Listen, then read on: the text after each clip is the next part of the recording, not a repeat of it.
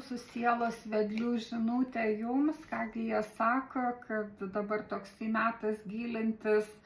į gilius klodus, mėnulės pasąmonę, kad tenai tu rasi kažkokių situacijų išaiškinimo, kažkokios paslaptys paaiškės, kad tu savo viduje gali rasti atsakymus, kurie tave jaudina, neramina, kad matosi tas toksai kvietimas atsigręžti į savo vidinę šviesą, steptelti, pabūti vienam, susijungti su savo tais vedliais, paprašyti pagalbos ir gali tos paslaptys paaiškėti, tas tamsus mėnulis gali nušvysti, matosi, kad metas daryti veiksmus ir gali ateiti tas pokytis, kad tu netgi ir pasijausi labai gerai kaip laimėtojas, kad tai bus tavo pergalė ir jūsų visų toks laimėjimas.